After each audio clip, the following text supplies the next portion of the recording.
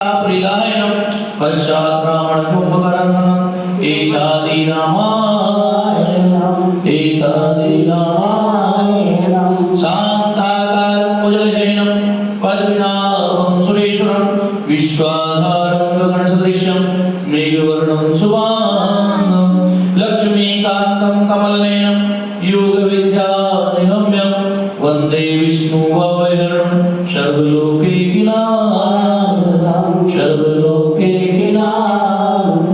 विष्णु भगवान की जय।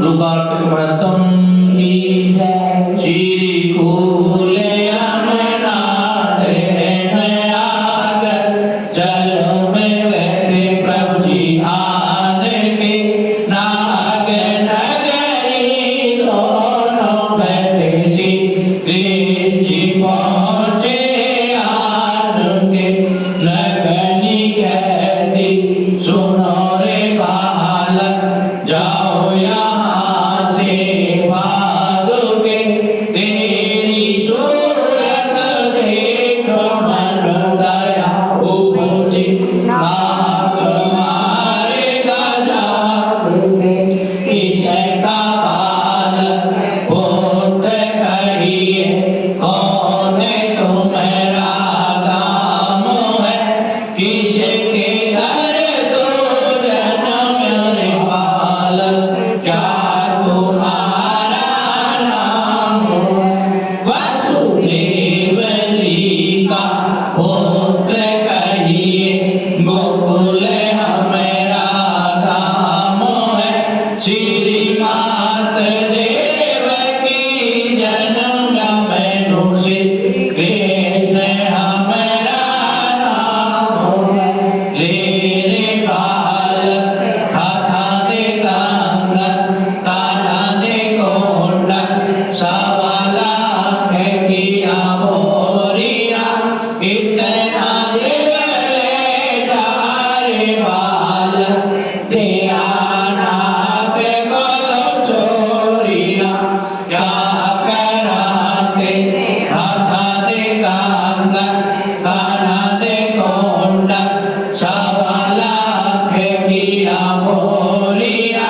श्रीमात यशोदा दही बिलोवे पावा के नाग कने डोरिया क्या रे बालक वेद ब्राह्मण क्या मर्या तू जानिए नाग दल में आन पहुंचा अब कैसे घर जानिए नारे पदमणि वेद ब्राह्मण नंद जी का मैं बालका श्रीमात यशोदा दही बिलोवे नेत्र मांगे काले नाग का कर चुमे भुजा मरोड़ी नगनी नाग जगानिया उठो रे उठो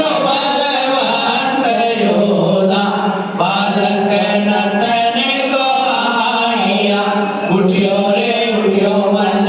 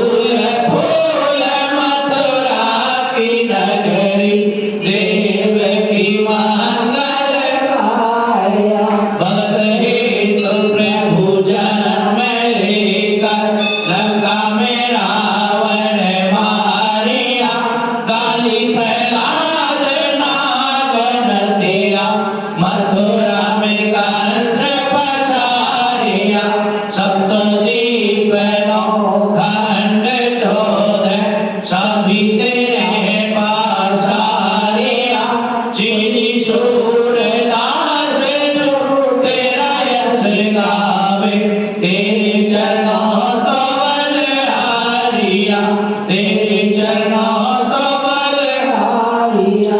श्री कृष्ण जी महाराज की जय। श्री कृष्ण गोविंद हरे मुरारी हे नाथ नारायण वासुदेवा। श्री कृष्ण गोविंद हरे मुरारी हे नाथ नारायण वासुदेवा। हे नाथ नारायण वासुदेवा। हे नाथ नारायण वासुदेवा। श्री कृष्ण गोविंद हरे मुरारी हे नाथ नारायण वासुदेवा।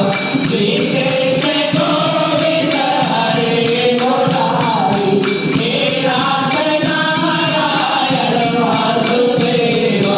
श्री कृष्ण गोविंद हरे मुरारी हे नाथ नारायण वासुदेवा। श्री कृष्ण जी महाराज की जय। गुरु कार्तिक महतम की जय। गुरु ऋषि महाराज की, गुरु महाराज की जय। कथा प्रारंभ हो है। आओ वीर हनुमान राम लखन सिया जानकी तो सदा करे कल्याण। सियावर राम जय जय राम मेरे प्रभु राम जय जय राम। अवधपति राम जय जय राम। तो कल की कथा में हमने आपको और वृंदा के बारे में बताया कि तुलसी अभी नहीं आएगी। तुलसी कौन बनी?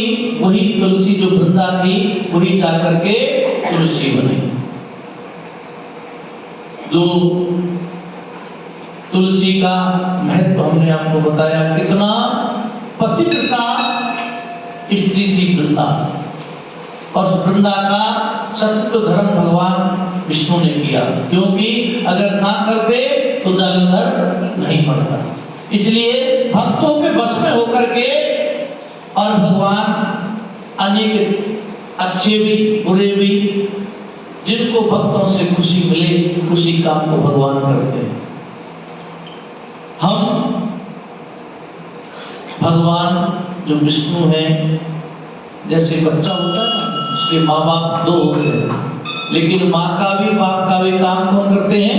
भगवान विष्णु।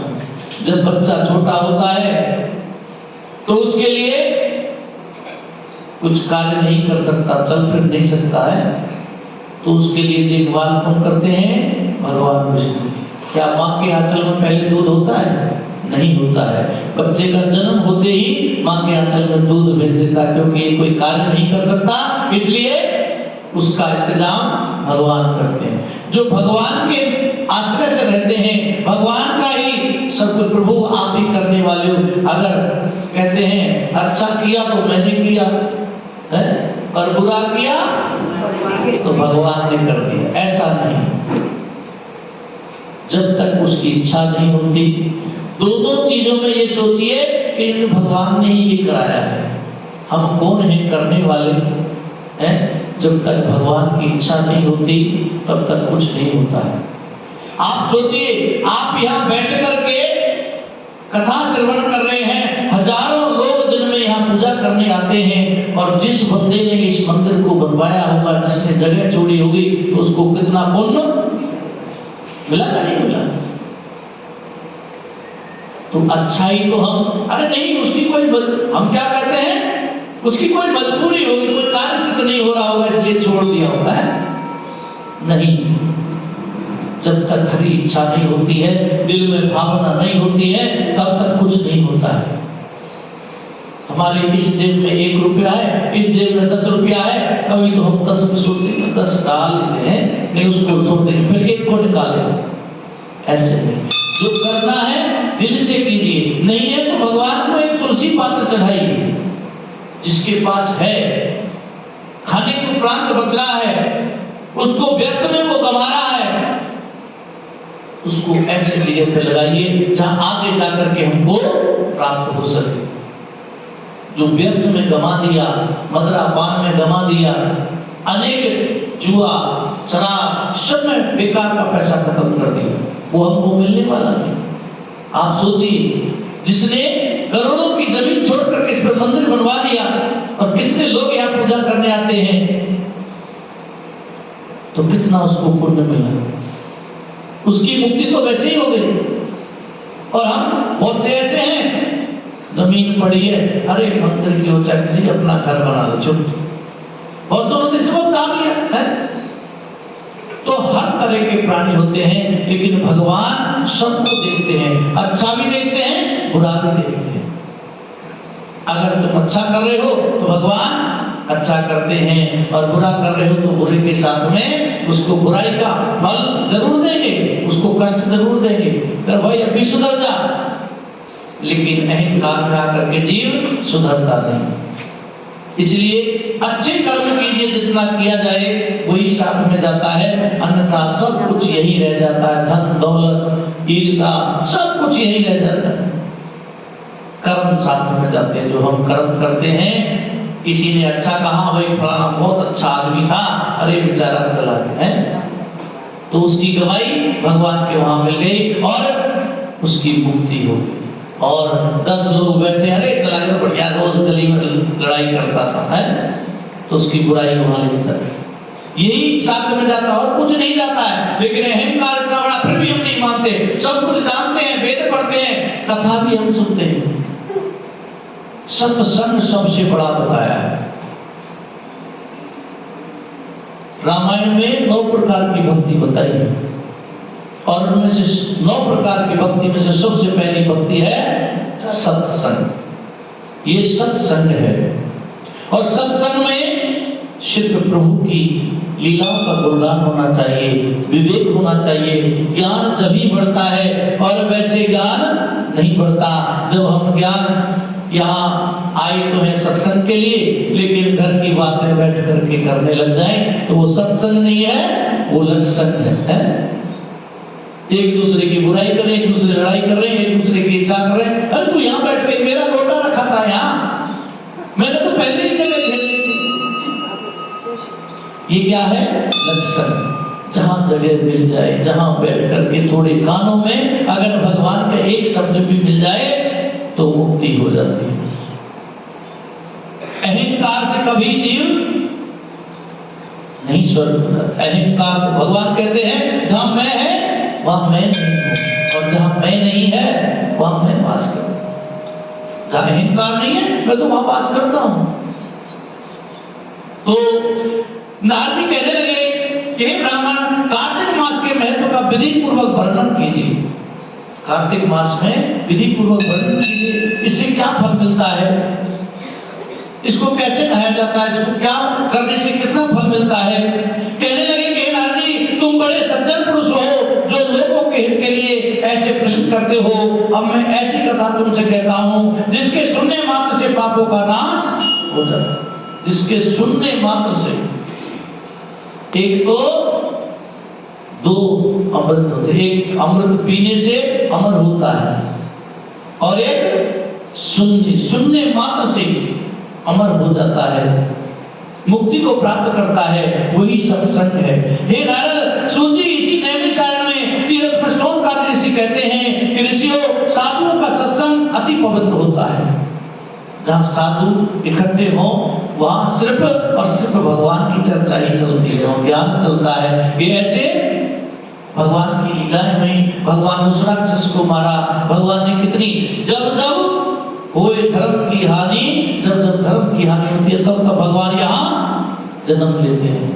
धर्म को स्थापित करने के लिए भगवान जन्म लेते हैं, और संसार के पापों को, भय को दूर कर देते हैं, और ज्ञानियों को मोक्ष देते हैं, कामना वालों को कामना पूरी करते हैं। श्री गंगा जी पापों को नष्ट कर देती है, चंद्रमा ताप को दूर करता है, कल्प वृक्ष दीनता को नष्ट कर देता है। कल्प वृक्ष दीनता यानी कि दरिद्रता को दूर कर देता है। परंतु साधु समागम पाप, ताप और दीनता तीनों को नष्ट कर देता है। अगर साधुओं का सत्संग आपने कर लिया ना, तो तीनों चीजों को नष्ट, घर में सुख शांति रहती है, दरिद्रता कभी नहीं आती है, ज्ञान बढ़ता है, साधुओं का सत्संग इतना बड़ा होता है। और ये सत्संग ही है जो हम कर रहे हैं। और इसका आधा क्षण भी मोक्ष का फल देने वाला होता है। आधा क्षण भी अगर मिल जाए ना, कहते हैं एक घड़ी आदि में कुल्हार, तुलसी संगत साध के हरहु कोट। अगर एक घड़ी सत्संग मिल गया ना तो भव सागर पार हो जाता है, मोक्ष की प्राप्ति हो जाती है। लेकिन सत्संग तो यहाँ सुन रहे हैं, कथा तो यहाँ श्रवण कर रहे हैं, और इंद्रियां हमारी बाहर है, मन घर में है। होना भी चाहिए, लेकिन उस टाइम होना चाहिए जब फ्री हो जाए, जब बैठे हैं तो सिर्फ भगवान का ध्यान करने लिए। अगर आपने टाइम निकाला है, सुबह जल्दी जगे हैं, नहाए हैं, धोए हैं, फिर मंदिर पहुंचे हैं, मंदिर पहुंचने के बाद भी आपने अगर सत्संग नहीं किया, भगवान का ध्यान नहीं किया, तो क्या फल मिला? सारा व्यर्थ में गया। एक दूसरे की बुराई में अगर समय निकाल दिया, इतना हम जगे, आजकल तो जगना ही बड़ा मुश्किल है जी? लेकिन हम जगे, जगने के बाद स्नान ध्यान किया, बच्चों को छोड़ा, फिर मंदिर में आए और उसका कोई फल नहीं मिला, तो क्या फायदा है? इसलिए जिस कार्य के लिए आए हैं उस कार्य में ही ध्यान लगाना चाहिए। उस टाइम सब कुछ भूल जाए, मेरा कुछ नहीं, मेरा तो ये शरीर भी नहीं है जिसको लेकर के घूम रहे। सिर्फ ध्यान भगवान में लगाना चाहिए। थोड़ा सा भी, एक क्षण भी अगर सत्संग आपने कर लिया तो मोक्ष को प्राप्त करा देता है। इतनी वार्ता सुनकर के ऋषि कहने लगे, हे सुन जी, आप कृपा करके कार्तिक महत्व इतिहास तथा प्रसंग सहित सुनाइए। तब सुन जी कहने लगे, हे ऋषियों, एक समय भगवान श्री कृष्ण कमल जैसे नेत्रों वाली सत्यभामा जी कहने लगे कि धन्य हो तुम।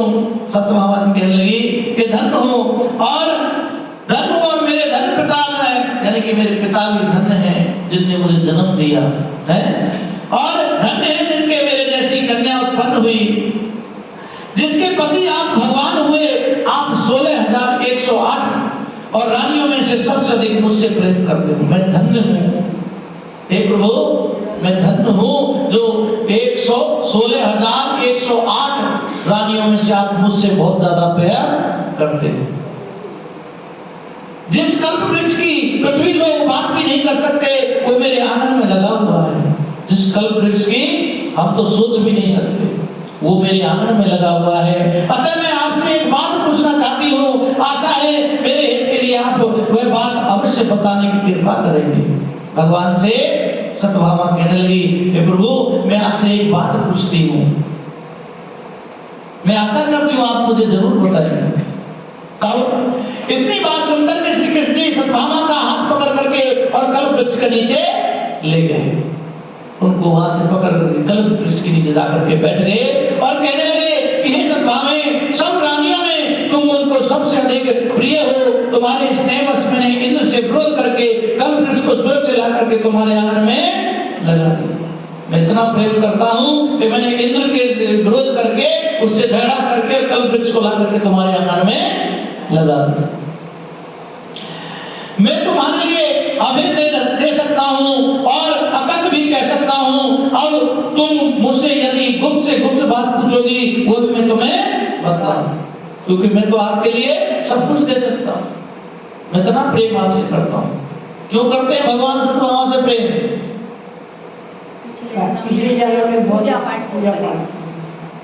उन्होंने कार्तिक मास में छोटी सी उम्र से ही कार्तिक मास और एकादशी का व्रत किया, और वो भगवान को अति प्रिय है। इसलिए सत्यभामा कहने लगी कि हे स्वामी, पिछले जन्म में कौन थी और कौन सा पुण्य कर्म किया जिससे मैं आपकी अर्धांगिनी बनी? मैं पिछले जन्म में कौन थी और मैंने ऐसा कौन सा पुण्य किया जिससे आप मुझे पति रूप में मिले? और गरुड़ पर बैठ करके आपके साथ इंद्रादि लोकों में भी जा सकती हूँ। पहले जन्म में मैं कौन थी और किसकी कन्या थी, आप विस्तार पूर्वक मुझे बताइए। मैं कौन थी, किसकी कन्या थी और किस पुण्य से आप मुझे मिले। ये सारा वृत्तांत मुझे विस्तार से बताइए। भगवान कृष्ण कहने लगे, हे सत्वामे, तुम धन्य हो, ध्यानपूर्वक सुनो, मैं सब वृत्तांत आपको कहता हूं। जो तुमने प्रश्न किया है उसका जवाब मैं देता हूं, सुनिए। पहले सतयुग के अंत में मायापुर के अत्रिकुल में वेद तथा शास्त्रों को जानने वाला देव शर्मा नाम का एक ब्राह्मण रहता था। देव शर्मा नाम का एक ब्राह्मण रहता था। वह सूर्य का भक्त था तथा दिन रात अतिथियों की सेवा किया करता था। उसके कोई पुत्र नहीं था, सबकी सेवा करता, लेकिन उसके कोई पुत्र नहीं था। परंतु बड़ी आयु में उसके कन्या उत्पन्न हुई। जब वो वृद्ध होने जा रहे थे, बड़ी आयु में बहुत दिनों बाद उनके यहाँ कन्या को जन्म मिला। वो कन्या पैदा हुई जिसका नाम गुणवती था। देव शर्मा ने चंद्र नामक अपने एक शिष्य के साथ उस अपनी कन्या का, गुणवती का विवाह कर दिया। तो देव शर्मा थे अपनी कन्या का विवाह एक चंद्र नाम के शिष्य से कर दिया, उसका विवाह कर दिया और चंद्र पिता के समान उसकी सेवा करता था। एक दिन देव शर्मा अपने दामाद के साथ लकड़ियां काटने के लिए हिमाचल समीप के जंगल में चले गए। देव शर्मा अपने जामाता को साथ लेकर के और जंगल में लकड़ी काटने के लिए चले गए। वन में इधर उधर फिरते हुए उन्होंने एक महाभयंकर राक्षस को देखा। जैसे वो वन में गए, वहां एक महाभयंकर राक्षस घूम रहा है।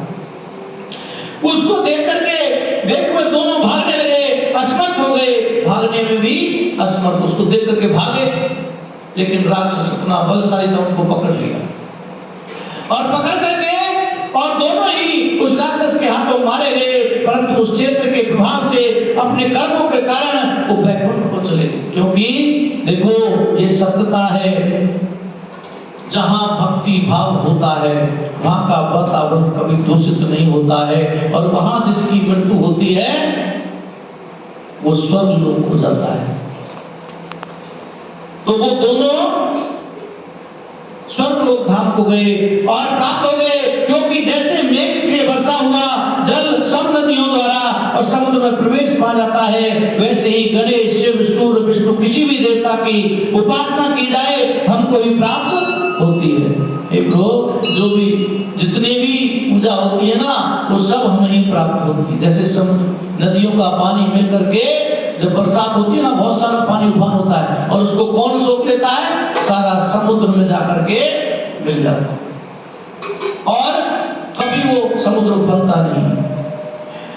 इसी प्रकार सब देवताओं की पूजा हमें ही प्राप्त होती है और दोनों सूर्य के भक्त हमारे दूतों द्वारा विमान में बैठ करके हमारे लोग को प्राप्त हो गए। दोनों ही जामाता और देव शर्मा दोनों ही स्वर्ग लोक को प्राप्त हुए। दोनों का मरण सुन करके गुणवती बड़ा रुदन करने लगी। गुणवती अभी तो कुछ जानती ही नहीं थी, है? दोनों खत्म हो गए तो रोने विलाप करने लगी। मेरा भरण पोषण अब कौन करेगा? मेरे जो करने वाले थे वो सब चले गए, अब मैं कैसे जीऊंगी? रोने विलाप करने लगी और पुकारने लगी, हे पिता, हे पति, तुम्हारे बिना मेरा निर्वाह कैसे होगा? मेरा निर्वाह कैसे होगा? मैं कैसे रहूंगी? मैं किस प्रकार जीवित रह सकती हूँ? तुम मुझे छोड़ करके कहां चले गए? मेरे अन्न तथा भोजन का प्रबंध कैसे होगा?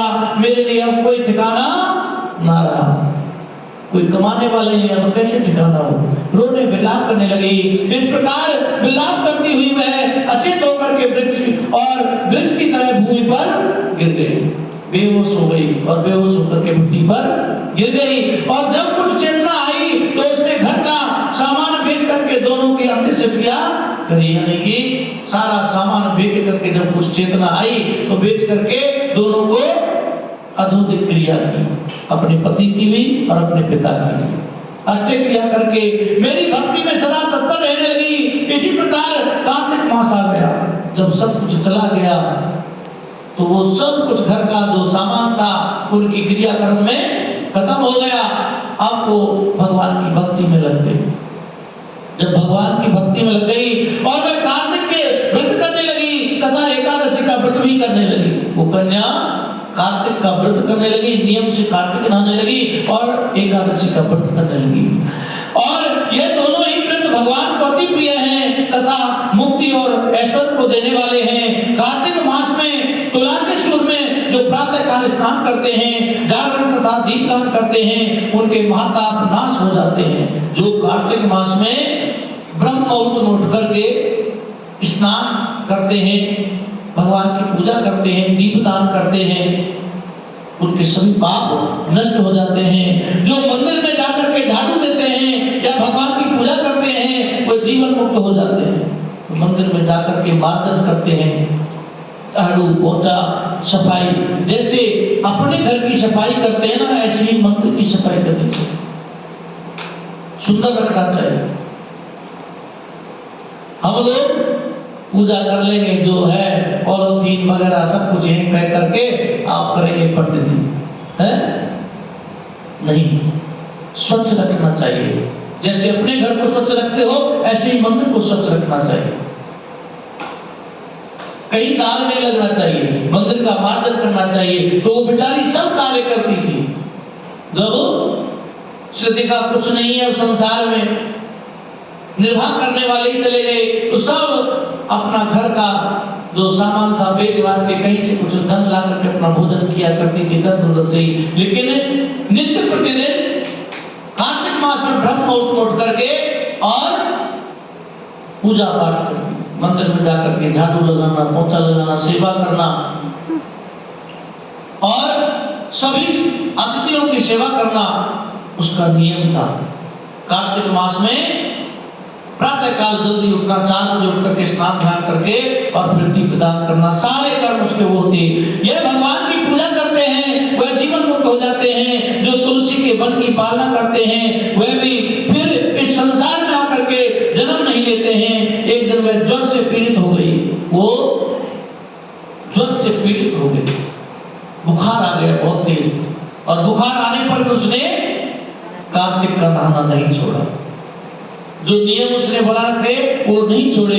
तब भी दुर्बल शरीर वाली गुणवती और गंगा स्नान करने के लिए चली गई। बुखार चल रहा था, लेकिन फिर भी कार्तिक महीना था, वो गंगा स्नान करने चली गई। अतः गंगा जी में प्रवेश करते ही शीत के मारे उसकी शरीर कांपने लगी और शीतल हो गई। जैसे ही वो गंगा जी में नहाने के लिए घुसी, बुखार तो चल ही रहा था, उसकी शरीर शीतल हो गया, ठंडा हो गया और वहीं पर गिर पड़ी, वहां गिर पड़ी। और उसी समय हमारे दूत सुंदर विमान बिठा करके उसको हमारे धाम में ले आए। जब उसकी वहां मृत्यु हो गई तो हमारे दूत गए और दूत जाकर उसको विमान में बैठा करके और हमारे पास ले आए। यह कार्तिक के व्रत का ही प्रभाव था। फिर द्वापर में ब्रह्मादि देवताओं की प्रार्थना पर और इस पृथ्वी का भार उतारने के लिए हमने कृष्ण अवतार लिया। फिर द्वापर में जाकर के हमने कृष्ण अवतार लिया, क्योंकि कंस का इतना अत्याचार बढ़ गया था, इतना पाप करने लगा, ऋषियों मुनों को मारना, अपने बाप को ही जेल में बंद कर देना, ये सबसे बड़ा पाप होता है। और छोटे छोटे बच्चों को मारना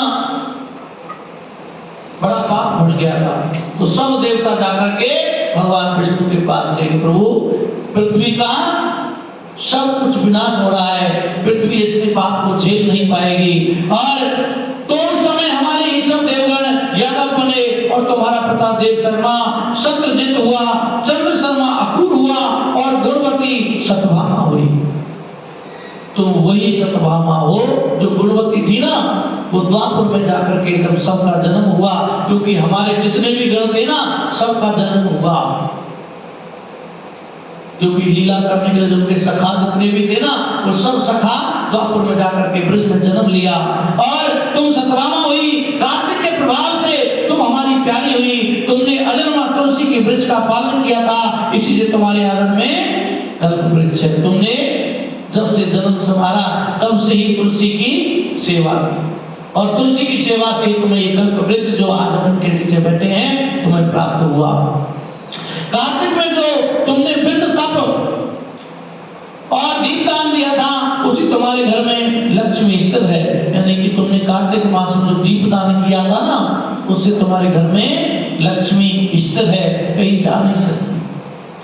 जो कार्तिक मास में तुमने व्रतादि किए उसी से तुम हमारी अर्धांगिनी हुई है। जो कोई कार्तिक मास में व्रतादि करता है वो हमको तुम्हारे समान ही प्रिय होता है। जो कार्तिक मास में व्रत प्रकट करता है, नियम से कार्तिक नहाता है, दीप दान करता है, मंदिर में वादन करता है, सेवा पूजा करता है, उसको वो मुझे बड़ी प्रिय होता है और वो तुम्हारे समान ही मुझे प्रिय लगते हैं। और अन्य दूसरे जब तब यज्ञ ज्ञान आदि कार्तिक मास की 16वीं कला के बराबर भी नहीं है। जो हम और पूजा जब तब करते हैं ना, वो 16वीं कला के बराबर भी नहीं। इसलिए कार्तिक मास बड़ा प्रिय है, इससे ज्यादा और कोई प्रिय नहीं। क्योंकि कार्तिक मास में जो स्नान करता है वो प्रातः काल उठ करके ब्रह्म मुहूर्त में, क्योंकि वेदों का जो निचोड़ है ना, कार्तिक मास में शंखासुर नाम का राक्षस हुआ और वो राक्षस वेदों को समुद्र में ले गया। उसने सोचा कि ये देवता सब वेदों से जीतते हैं, हमसे वेद मंत्रों की ध्वनि से जीतते हैं। एक बार उधर सारे कर घुमा पीछे तक से हमसे वेदों से जीतते हैं, इसलिए उसने क्या किया, वेदों को ही ले जा करके समुद्र में चला गया। तो वेदों का जो निचोड़ था वो समुद्र के जल में, और जल सारी जगह एक है। स्पर्श ये नहीं ना कि यहाँ गंगा, वो सब स्पर्श है। गंगा जल का जो है ना, सब स्पर्श है वेद। जब हम एक लोटा भी और जल सर पर डालते हैं तो कार्तिक मास में प्रातः काल जो उठता है और स्नान करता है, वो वेदों का रस हमको प्राप्त होता है, हमें ज्ञान बढ़ता है, और इसी से कार्तिक मास अति प्रिय है।